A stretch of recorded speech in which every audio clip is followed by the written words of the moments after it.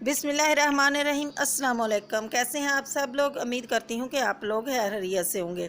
आज मैं आपके लिए लेकर आई हूँ सर्दियों की सौगात साग की रेसिपी। साग बनाते तो टाइम बोलते हैं कि बहुत ज़्यादा लगता है और पूरा दिन गुजर जाता है, लेकिन आज मैं बनाऊँगी मिनटों में तैयार होने वाला।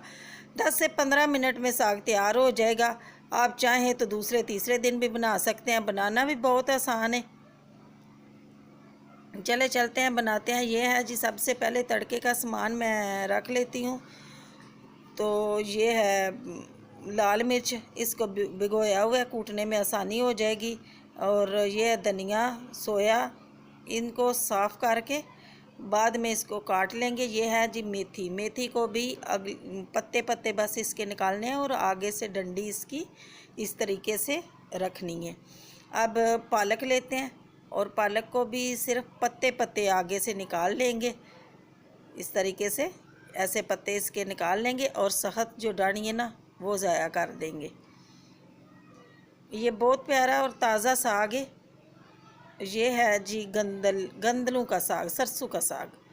और इसमें जो है ना ये गंदल, ये तोड़ के देख लीजिए, जहाँ तक ये टूट जाए ना आसानी से, वो गंदल हमने डालनी है और इसको ऊपर से छील लेना। और जो नहीं टूटी ना, उसके पत्ते निकाल लेना, नरम से पत्ते, बाकी उसको ज़ाया कर देना। इस तरीके से ये सारा साग मैं साफ़ कर लेती हूँ, तो फिर आपको बताती हूँ। ये जी पूरा साग मैंने साफ़ कर लिया और ये साग कट भी गया, पालक भी काट ली है और ये सोया और मेथी भी साफ़ कर ली है। इसको भी, ये है पालक, पालक को भी काट लिया। और ये है जी साग, ये साग भी मेरा कट गया है, बस थोड़ा सा रह गया। और ये जो सोया और मेथी है ना, ये भी मोटी मोटी हम काट लेंगे। फिर इसको ना खुले से पानी में 3-4 दफ़ा धो लेंगे। वैसे तो साग बहुत अच्छा, कोई भी मट्टी वगैरह नहीं है, लेकिन फिर भी 2-3 पानी में धो के फ्री में रख दिया। ये कुकर है, आज हम बनाएंगे कुकर, और 10-15 मिनट में साग तैयार हो जाएगा। जब पानी उबल जाए ना इसका, तो उसमें साग डाल देंगे। और साग में पानी थोड़ा ही डालना, ताकि साग भी अपना पानी छोड़ेगा और कुकर मैनेज कर ले। और थोड़ा सा साग थोड़ा थोड़ा करके डाल लीजिएगा, जैसे गर्म हो जाएगा तो साग नीचे बैठ जाएगा। ये थोड़ा थोड़ा करके डाल लिया, साग सारा मैंने डाल लिया। थोड़ा सा बचा है, वो ये जब नीचे हो जाता है ना, तो वो भी इसमें डाल लूँगी। ये है जी बकाया सारा साग मैंने भी इसमें डाल दिया। अब चमचे की मदद से इसको नीचे कर देंगे। जैसे ये उबल जाएगा ना पानी, तो इसका ढक्कन बंद करना है। पहले ढक्कन बंद नहीं करना, क्योंकि ये इसके ढक्कन में पालक वगैरह ना फंस जाएगी। ये उबल गया, अब इसको लगाएंगे ढकना। अच्छे से इसको उबाल लेना, ताकि इसका मतलब जोश है ना वो ख़त्म हो जाए। फिर ढकना बंद करना है। ये देखें, साग हमारा उबल गया। अब इसको हम लगाएंगे ढक्कन।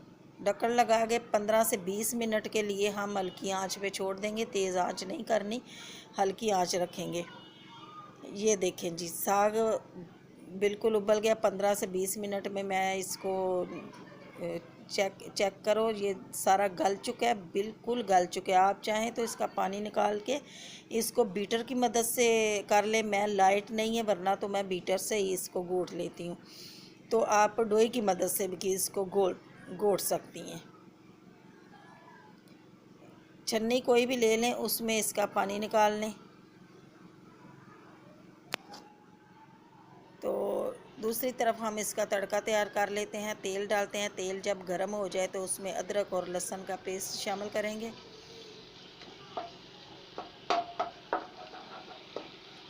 ये अदरक लहसुन जब इस तरह थोड़ा सा हल्का ब्राउन हो जाए, तो उसमें ये हरी मिर्चें, वो 5 से 6 अदद थी वो, और ये जो भीगी हुई थी ना बेर मिर्ची, ये है। ये आप अपने टेस्ट के हिसाब से डाल लीजिएगा।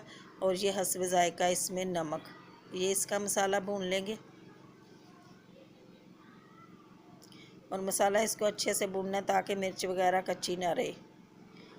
मसाले आप अपनी मर्ज़ी के हिसाब से डाल सकते हैं। अब ये जो साग को मैंने गोटा लगाया था ना, ये डालेंगे। और मज़ीद इसमें थोड़ा सा मिक्स करेंगे और मिक्स करते करते भी इसको गोटा लग जाएगा और ये बिल्कुल मक्खन मलाई की तरह ये साफ बन के तैयार होगा। ये देखें, अब इसको 2 से 3 मिनट के लिए भूनेंगे ताकि जो एक्स्ट्रा कोई भी पानी वगैरह ना वो सारा इसमें खुश्क हो जाए। और अब इसमें पानी आपको नज़र आ रहा होगा, तो ऐसा करते हैं इसको थोड़ा सा पकने देते हैं। तो इसमें फिर डालेंगे हम आटा। अगर आपके पास बाजरे का आटा है तो ठीक है, अगर बाजरे का नहीं है तो आप गंदम का आटा भी डाल सकते हैं जिससे आप घर में रोटी बनाते हैं। ये देखिए कितना नरम मुलायम साग हो चुका है। अब इसमें थोड़ा सा गंदम का आटा डालेंगे और आटे को 3 से 4 मिनट तक पकाएंगे ताकि अंदर से आटा पक जाए, आटा कच्चा ना रहे। आँच इसकी हल्की रखना, तेज़ आँच नहीं करना, तो इसको मज़ीद इसको गोटा भी लग जाएगा और आटा भी हमारा पक जाएगा। चलें जी, ये बिल्कुल तैयार है। अब मैं आपको फ़ाइनल लुक इसकी बताती हूँ। ये प्लेट में मैंने डाल लिया है और प्लेट के ऊपर ही मैंने बोला थोड़ा सा और इसको तड़का लगा देंगे। ये अदरक लंबी लंबी काटी हुई है और ये मिर्चें हैं, इसका तड़का लगाएंगे। देसी घी का तड़का लगाया है और ये देखें जी, बहुत ही मज़ेदार। आप चाहें तो चावलों के साथ खा ले, चाहे तो रोटी के साथ खाए, पराठे के साथ खाए, इतना मज़े का बनता है और बनता भी बहुत ही आसान है। अल्लाह ताला आपको अपने हिफ्ज़-ओ-मान में रखे, दुआओं में याद रखना। अल्लाह हाफिज़।